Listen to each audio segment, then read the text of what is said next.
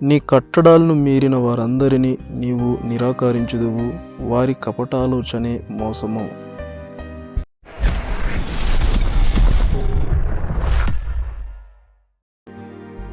కపటము అనగానేమి?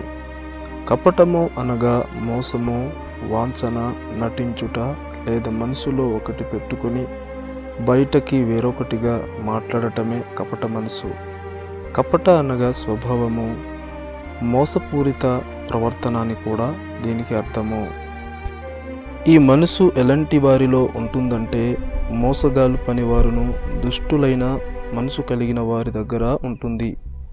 బలవంతుడైన సంసోను దెలీలా అనే స్త్రీ నమ్మించి ఎలాగైతే మోసం చేసిందో అలానే కపట మనసు కలిగిన వారు ఇతరులను నమ్మించి మోసం చేస్తారు.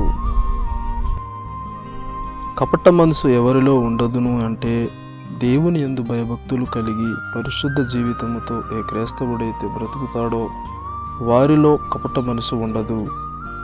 కపట మనసు విషయంలో క్రైస్తవులైన వారు జాగ్రత్త పడాలి. ఎవడును మిమ్మును మోసపరచనీయకుండా, ఎవడును మిమ్మును చెరపట్టుకొని పోనివ్వకుండా జాగ్రత్త పడాలని వాక్యము హెచ్చరిస్తుంది.